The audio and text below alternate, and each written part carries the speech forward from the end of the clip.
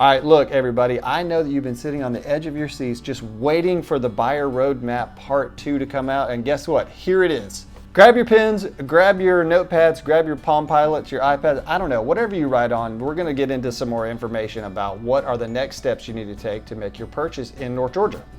Hey everybody, my name is Tim Gibson and my channel is all about buying, selling, and investing in real estate in North Georgia. Please subscribe if you haven't already to keep up to date with everything that's going on in the area. And if you're thinking about reaching out, my contact info is on the screen right here, so please give me a text, call, or email, or send me a fax. I don't know. I don't have a fax number though, so don't do that. All right, so if you're watching this video first and you have not seen the buyer roadmap part 1, then I would recommend stopping this video and going to the buyer roadmap part 1. I will leave a link to the buyer roadmap part 1 in the description. Watch that video first, because if you start right now, you're going to be on step 3 and you're going to have no idea what we're talking about. All right, so step 1, we talked about making a visit to North Georgia and exploring the area. Step 2, we talked about financing and how you would finance your purchase in North Georgia.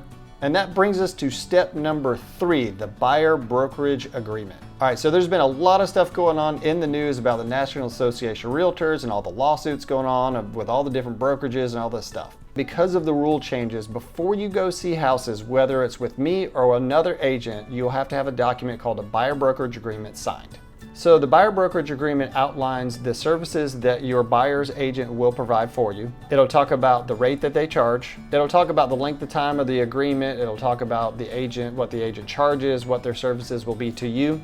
So this video is very high level, and I'm not going to get into all of the details about the buyer brokerage agreement, but just know that you will need to have this signed before you go see houses in North Georgia or anywhere else for that matter. All right, so let's summarize before we get into step 4. We've identified your area, we've talked about financing, we've talked about will you need to sell your house to make your purchase in North Georgia. We've also talked about the buyer brokerage agreement a little bit. And now we have reached the moment that you've finally been waiting for. You're like, dear Lord, we've been going through all these steps and all this stuff, and now we want to just go see some houses. And yes, we can actually go see houses right now, which is awesome. So by now we're going to be talking about bedrooms, bathrooms, features that are important to you, fireplaces, whether you want to be on top of a mountain, on the water somewhere, what location, all that good stuff. So I'm going to set up a search for you in the MLS database that is going to send you an email and keep you up to date on every single house that matches your particular criteria, and it's going to send you an email. This is awesome.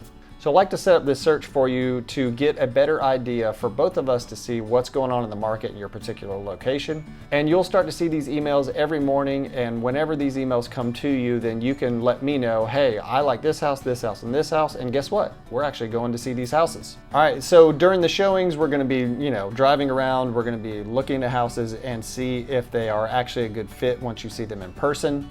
We're gonna talk about pros and cons of each house. One thing I like to tell my buyer clients during the house showing process is that think about a list of boxes. You don't have to have an item for each box or a rating system or something like that. So what I say is, all right, so maybe a 10 out of 10 could be unachievable based on your budget or based on the area you want to live in or whatever. But if we can check 7 or 8 out of 10 boxes, or if we can give it 7 or 8 stars out of 10, then I think that might be a good house to identify as one that we want to make an offer on. So that leads me to our 5th and final step. We've identified a house that checks all the boxes, or as many boxes as possible. So now we're going to write an offer on this house. What in the world does that look like?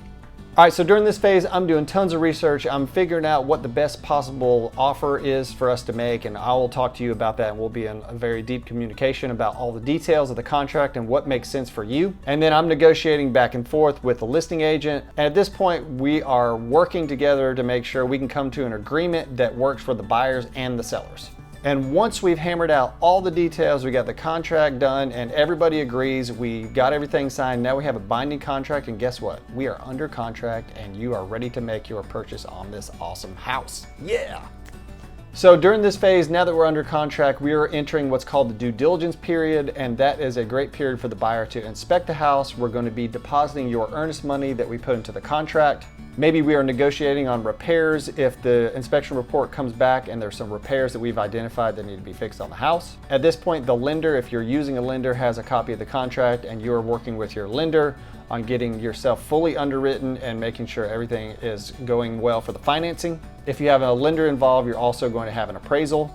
Your lender will handle the order of the appraisal, and the appraisal will come out, take a look at the house. If everything is good with the appraisal, then now we're moving on towards just finishing up the contract. And most people do use mortgages, so that's why I'm talking in terms of financing and things like that. And most contracts are about 30 days in length if you are using a lender. So once we've overcome all of the hurdles and we've done all of our due diligence, we've done all the inspections and the appraisal and everything else, guess what? We are going to get a clear to close from the lender. And when you are a buyer in a contract to purchase a house and you get what's called the clear to close, that is some of the 3 best words in real estate.